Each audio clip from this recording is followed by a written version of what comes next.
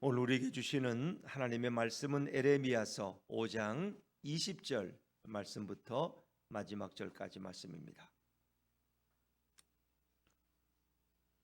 구약성경 1058쪽 에레미야서 5장 20절부터 31절까지 말씀이 되겠습니다.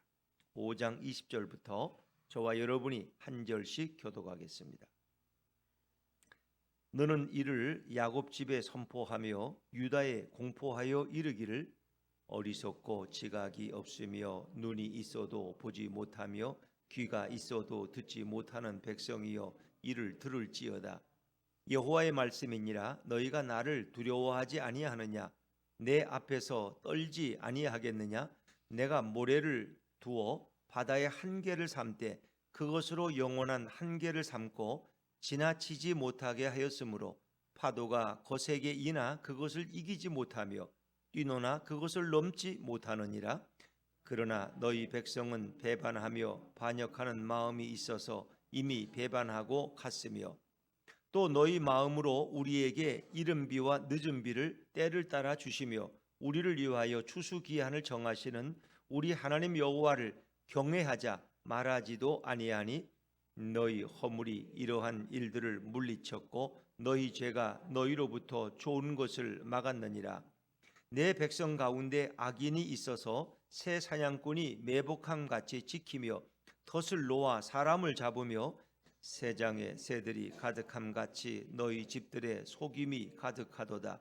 그러므로 너희가 번창하고 거부가 되어 살찌고 윤택하며 또 행위가 심히 악하여 자기 이익을 얻으려고 송사 곧 고아의 송사를 공정하게 하지 아니하며 빈민의 재판을 공정하게 판결하지 아니하니 내가 이 일들에 대하여 벌하지 아니하겠으며 내 마음이 이 같은 나라에 보복하지 아니하겠느냐? 여호와의 말씀이니라. 이 땅에 무섭고 놀라운 일이 있도다. 선지자들은 거짓을 예언하며 제사장들은 자기 권력으로 다스리며 내 백성은 그것을 좋게 여기니 마지막에는 너희가 어찌하려느냐. 아멘. 할렐루야. 네, 이 새벽에 나오신 여러분 위에 우리 주님의 축복과 은혜가 함께하기를 간절히 바랍니다. 자, 에레미야 5장 1절부터 시작되는 이 에레미야 전체의 말씀은 5장의 말씀은 이스라엘의 죄에 대해서 지적하는 말씀입니다. 예루살렘 거리를 다녀봐라. 거기서 너희가 의인 한 사람, 올바르게 살아가는 한 사람을 만날 수 있다면 내가 이 성읍을 용서하리라. 그러나 그 한 사람을 만나지 못해서 예루살렘은 멸망을 당할 수밖에 없습니다. 우리가 토요일 묵상한 말씀 중에도 12절에 보니까 그들의 죄는 여호와를 인정하지 않은 겁니다. 여호와께서는 없다. 여호와께서 계시지 않으니 재앙도 없을 것이고 심판도 없을 것이다. 그들은 그걸 다 부정해 버렸어요. 또 우리가 오늘 읽은 20절부터 그 앞에 보면 19절에 너희가 여호와를 버렸다는 것입니다. 하나님 어찌게 우리에게 이런 일을 행하십니까? 너희가 묻는다면 너희가 여호와를 버리고 이방신들을 너희 땅에서 섬겼다는 거예요. 그래서 이제는 너희가 이방인의 땅에 가서 이방인을 섬기는 그런 부끄러움과 수치를 당하게 될 것이다. 그 모든 것은 바로 하나님을 버린 그들의 죄로부터 시작된 것입니다. 그래서 하나님께서는 이제 유다와 이스라엘 집에 대해서 선포하십니다. 공개적으로 말씀하시는 거죠. 자, 우리 20절, 21절 말씀, 20절, 21절을 다시 한번 읽어봅니다. 시작. 너는 이를 야곱 집에 선포하며 유다에 공포하여 이르기를 어리석고 지각이 없으며 눈이 있어도 보지 못하며 귀가 있어도 듣지 못하는 백성이여 이를 들을지어다. 답답한 백성이에요. 어리석고 지각이 없는 뭔가 분별을 하지 못하는 이 뭔가 선악을 분별하지 못하고 가야 할 길과 멈춰야 될 것을 분별하지 못하는 거예요. 잡아야 될 손이 있고 거절해야 될 손이 있는데 그걸 분별하지 못한 어리석은 백성들. 그들은 뭐예요? 눈이 있어도 보지 못해요. 그래서 아이들이 뭐 엉뚱한 데가 넘어지면 눈을 두고 어디를 보냐? 눈이 있어도 보지 못하고 귀가 있어도 듣지 못하는 백성이요 이를 들을지어다. 이 선지자의 소리, 하나님의 음성을 들으라고 오늘도 에레미야는 간곡하게 그들에게 권면하고 있습니다. 근데 그들의 죄악의 정도가 이제는 한계를 넘었다는 거예요. 한계를. 우리가 이제 임계치라는 게 있어요. 물은 몇 도에 끓어요? 100도에 끓죠. 100도에. 그 89도가 돼도 안 끓어요. 95도가 돼도 안 끓어요. 100도가 넘어야 끓는 거예요. 이 임계치, 한계치가 있어요. 그 한계를 넘으면 그거는 뭐 그런 현상이 나타나요. 하나님도 그들을 용서하고 기다리고 또 참으셨는데 이제 그들이 너무 심한 한계를 뛰어넘었어. 한계를 넘어버렸어. 그래서 그들에게는 이제 심판이 임할 수밖에 없는 거예요. 이제 그걸 하나님이 참 놀라운 말씀으로 이렇게 설명해 주시는데, 자 22절 말씀을 다시 한번 천천히 읽어볼까요? 22절입니다. 시작. 여호와의 말씀이니라. 너희가 나를 두려워하지 아니하느냐?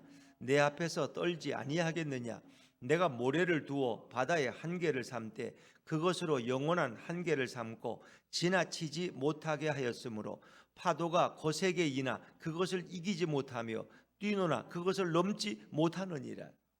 이게 하나님이 정하신 선이야. 경계선이야. 바다가 아무리 뭐 밀물과 썰물이 들이닥쳐도 결국은 모래톱 안에 갇혀 있는 거예요. 모래톱을 넘지 뭐 쓰나미나 특별한 경우 아니면은 뭐 그걸 넘질 못해요. 늘 바다가 있으면 거기에는 모래가 있어요. 그리고 육지가 있는 거야. 늘 모래가 바다와 육지의 경계선이야. 하나님이 그렇게 정하신 거야. 그러니까 바다에 가면 다 모래가 있어요. 모래톱이 있어요. 근데 이제 어떤 지역에서는 그 모래톱이 줄어들어서 갖다 퍼붓기도 하고 뭐 그러는데 하여튼 하나님이 이렇게 주권을 가지고 경계를 정하신 거예요. 경계를. 그래서 영원한 한계를 삼으셨어. 그 지나치지 못하게 하셨어. 파도가 아무리 거세지만은 그 모래톱을 넘을 수가 없나요? 뛰노나 그것을 넘지 못해. 하나님 정하셨어. 근데 너희는 그렇게 심하게 뛰노는 바다도 모래톱의 경계를 넘지 않았는데 너희는 이미 그 경계를 넘었다는 거야. 그 너희는 내 앞에서 떨지도 않고 두려워하지도 않아. 하나님이 더 이상 무서운 존재가 아니야. 하나님 앞에 떨지도 않아. 이제 말씀을 우습게 여기는. 에레미야를 통해서 아무리 말해도 그들은 들으려고 하잖아. 그들은 보려고 하지도 않아. 눈과 귀를 다 감아버린 미련하고 어리석은 백성들. 뭐 처음에는 매를 좀 때려도 안 되고 벌을 세워도 안 되고 안 돼요. 결국 그들은 하나님의 무서운 심판을 자초하는 자들이에요. 그래서 그들의 한계를 뛰어넘어서 결국은 그들이 어떤 죄를 행했습니까? 23절입니다. 23절 시작. 그러나 너희 백성은 배반하며 반역하는 마음이 있어서 이미 배반하고 갔으며. 이 배반과 반역이 계속 반복되는 거예요. 이 자연도 하나님이 정하신 이 경계선이 있다는, 그걸 바다가 넘지 않는데 너희는 이미 그것을 넘어버렸다. 한계치를 넘어버렸다.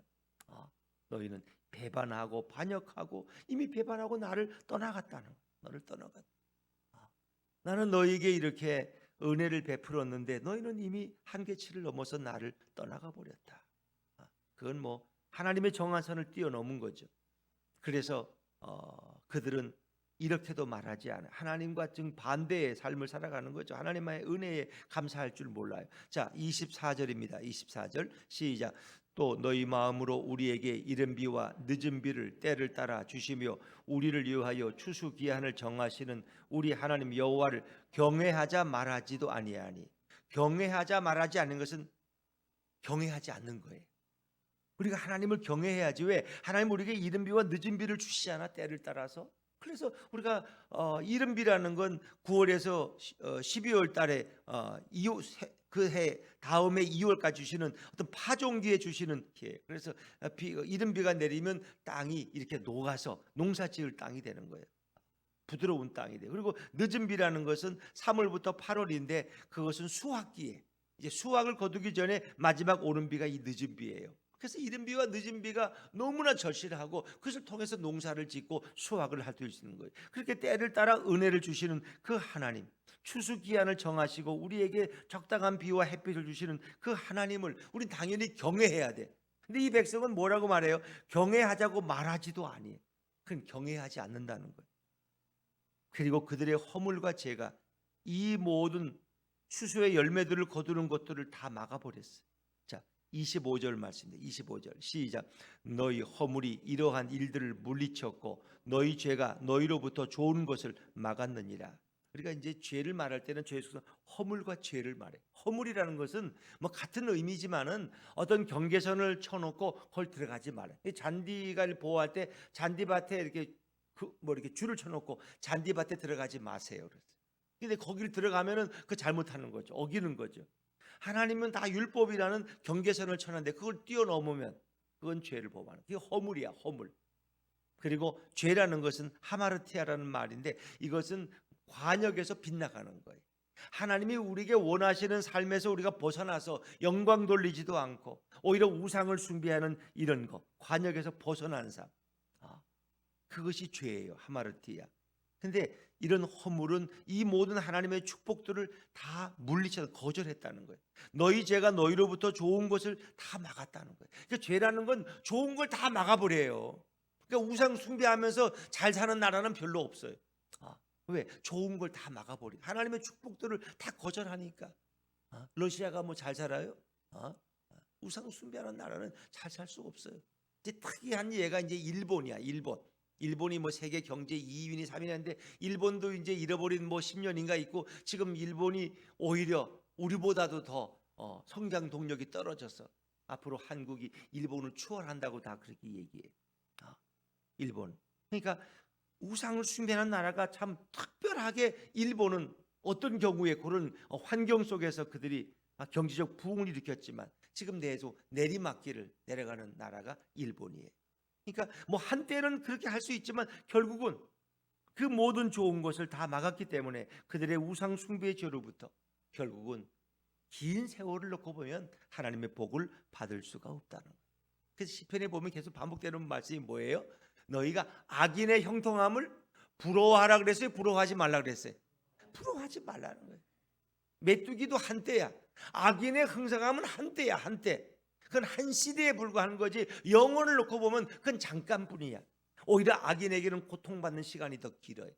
지옥에 떨어지면 그 영원한 고통을 당해야 돼. 그걸 부러워하지 말라는 거야. 부러워하지 말라. 그러니까 죄가 이 모든 하나님의 좋은 선물들을, 온갖 아름다운 것들을 다 막았어. 이제는 마음대로 농사를 져도 수확을 거두기가 어려운 이런 저주받은 땅이 돼버리고 말았다는 거야. 그것이 이스라엘의 강팍함, 한계를 넘어간 백성들의 강팍함과 고집스러움을 얘기하는 것이고 26절부터 그 다음 29절까지는 그 백성의 지도자의 불의함들, 그들이 하나님을 떠난 것만 아니라 백성 앞에서도 공의롭지 못했다는 거예요.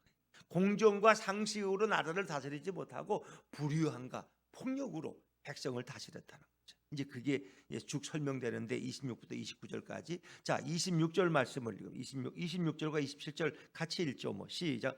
내 백성 가운데 악인이 있어서 새 사냥꾼이 매복함 같이 지키며 덫을 놓아 사람을 잡으며 새장에 새들이 가득함 같이 너희 집들에 속임이 가득하도다. 그러므로 너희가 번창하고 거부가 되어. 여기까지. 너희 백성 가운데 26절에 보니까 누가 있어요? 악인이 있다는 거야. 악인들이 오히려 나라를 다스리고 있어. 그리고 그것은 새 사냥꾼, 새를 잡는 사냥꾼이 매복해서 숨어 있는 것처럼 지키다가 덫을 놓아서 사람을 잡아. 사람.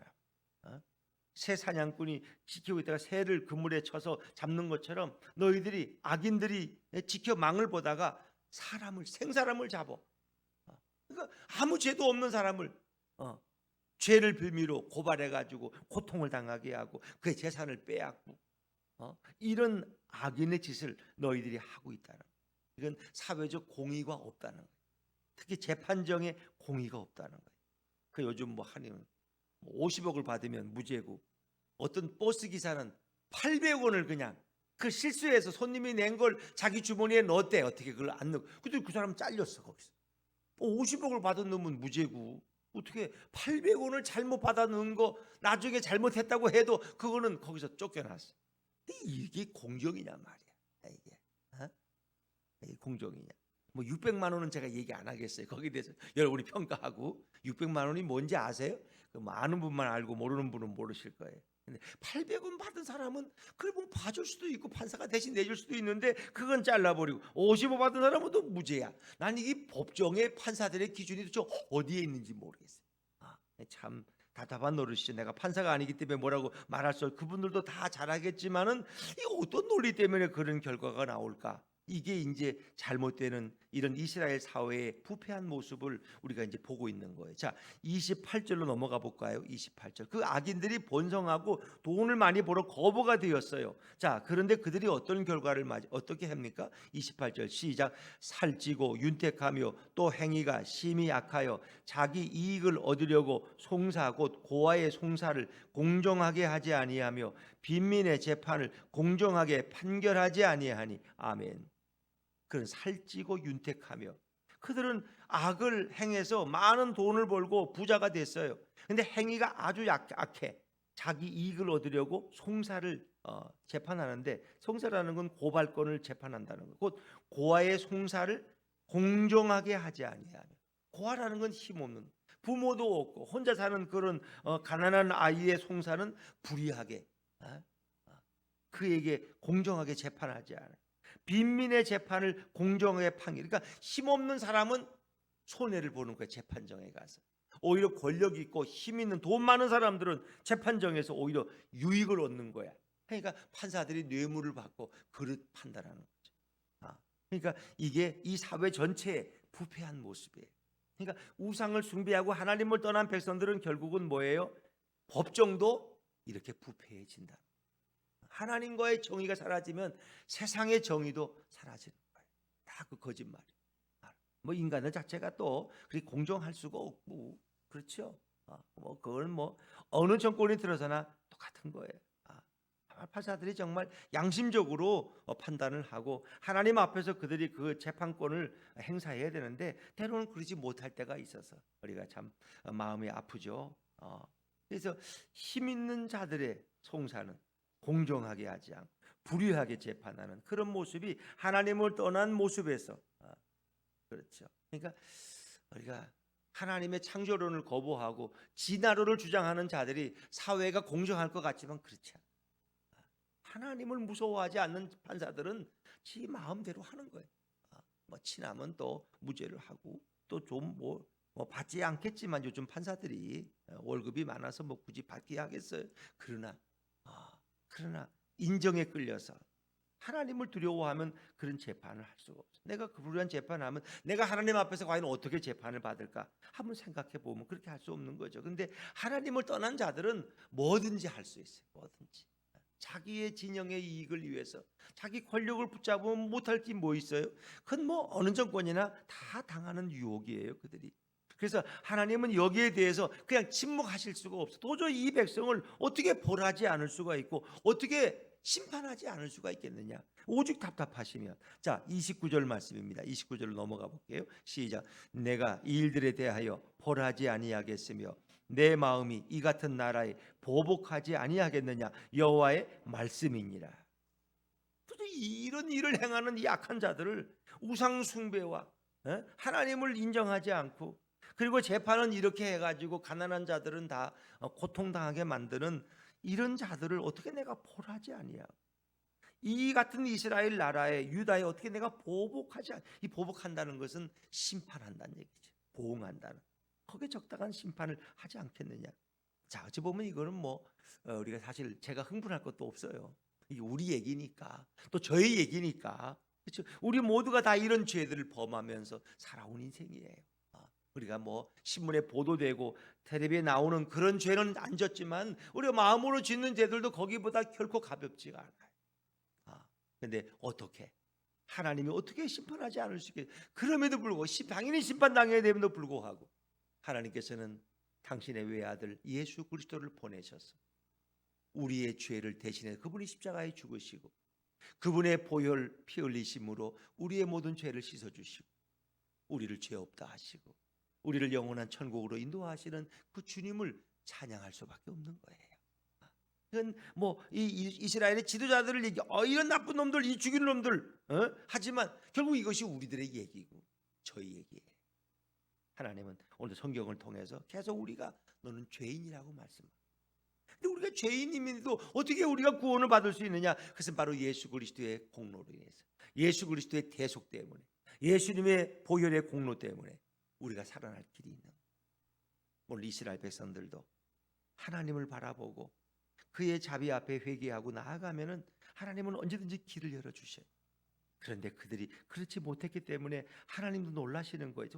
어떻게 이런 일이 있을 수 있느냐? 자, 우리 30절과 31절 말씀 이어서 읽어볼까요? 30, 31절입니다. 시작. 이 땅에 무섭고 놀라운 일이 있도다. 선지자들은 거짓을 예언하며 제사장들은 자기 권력으로 다스리며 내 백성은 그것을 좋게 여기니 마지막에는 너희가 어찌하려느냐? 30절에 보니까 이 땅이 무섭고 놀라운, 이 기괴하고 놀라운 일이 이 땅에서 벌어져. 어떻게 이런 일이 있을 수 있어요? 이런 일이. 도대체 공정이 뭐고 상식이 뭔지 이게 그런 걸 많이 얘기하는 사람들처럼 공정하지 않고, 그런 걸 많이 얘기하는 사람들처럼 별로 상식적이지 않더라. 그건 앞에서 번드름하게 말하는 거고 뒤에서는 다 자기 이익을 위해서 살아가는 사람들이 그런 말을 하고 자기를 포장하는 거죠. 근데 그 사회의 타락상은 뭐 오늘과 별반 다를 바가 없죠. 31절에 보니까 선지자들은 뭘 예언해요? 거짓을 예언해. 진리를 예언하지 않아. 거짓을 예언해. 그래서 에레미야가 아무리 하나님의 뜻을 전하고 예언을 해도 거짓 선지자들은 집단적으로 에레미야를 린치하고 그 말을 거짓된 말이라고 받아들이질 않아. 제사장들은 자기 권력으로 다스립니다. 제사장들도 제사장의 권력의 힘에 의지해서 권력을 휘두르고 부를 축적하고 그런 사회. 선지자와 제사장들이 타락했어. 뭐 거기다 왕도 뭐 마찬가지, 왕은 빠졌지만, 그리고 내 백성은 그것을 또 좋게 여겨 백성들까지도 눈이 멀었어. 거짓 선지자의 말에 박수를 치고 이 삐뚤어진 제사장들의 이 모든 행위에 오히려 찬사를 보내는, 이 백성까지도 다 범죄하니까 아주 삼위일체가 다 범죄했어. 선지자, 제사장, 백성, 이러니까 나라가 망할 수밖에 없지. 어느 누구라도, 선지자라도 바른 말을 하든지 제사장들이라도 바른 제사를 드리든지 백성이라도 눈을 뜨고 바로 지켜보든지. 그래서 우리 백성들은 권력자들을 늘 감시하고 또 그들을 위해서 기도해야 될 그런 이유가 있는 거예요. 백성이 끼어 있으면 권력자들도 함부로 자기 뜻대로 못하는 거예요. 왜? 그것은 다 들통날 수밖에 없고 그것은 역사의 심판을 받기 때문이다 하는 것입니다. 백성이 지켜보고 있는데 어떻게 거기다 부패하고 어떻게 악을 행하겠어요? 언젠간 드러나지 않겠어요? 다 여러분? 그렇습니다.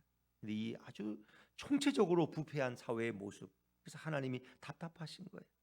내 백성은 그것을 좋게 여기니 마지막에는 너희가 어찌하려느냐? 도대체 마지막엔 이 엄청난 일을 어찌 감당하려고 너희가 그러느냐? 오직 안타까우시며 어찌하려느냐? 그 심판을 자초하는 이 어리석은 백성들, 그들을 에레미야를 통해서 오늘도 책망하고 훈계하고 계시는 그런 말씀이죠. 그들의 죄악은 한계를 뛰어넘은 것입니다. 하나님을 떠난 것만이 아니라 한계를 뛰어넘었고, 그리고 이웃과의 관계 속에서 부정과 부패한 법정에서 가난하고 힘없는 자들을 고통스럽게 만든 거죠. 그래서 우리는 이 사회의 정의를 위해서 늘 기도해야 됩니다. 그래서 우리가 국회의원을 뽑고 대통령을 뽑을 때, 도지사를 뽑을 때 기도 많이 하고 뽑아야 되는 거예요. 하나님의 뜻을 아는 사람, 하나님을 아는 사람, 공의로운 사람이 그래도 낫지 않겠어요? 우리는 이것을 포기하면 안 됩니다. 그래서 우리는 이 나라가 정말 하나님이 기뻐하는 나라로 날마다 국권이 세워져 가도록 우리는 기도해야 되고, 또 우리도 예수 그리스도를 바로 알고 하나님을 떠난 우리의 인생이라면 주님 품에 안겨서 우리 예수님과 동행하는 그런 삶이 될 때 결국 우리를 통해서 우리의 가족이 변화되고 우리의 이웃이 달라지고 그리고 이 사회가 소망이 있는 거예요. 그리스도인들이 깨어서 기도하는 한 이 세상은 결코 망할 수가 없습니다. 왜? 깨어 기도하는 자들이 있기 때문에. 대한민국은 망할 수가 없어요. 오늘 우리들의 기도를 주님은 듣고 귀 기울이시기 때문에 오늘도 이 모든 죄악을 나의 죄악으로 알고 주님 앞에 참회하면서 회개하면서 또 우리가 우리 예수님을 의지하고 예수님과 함께 동행하는 이 한 주간이 되시기를 주의 이름으로 축원합니다.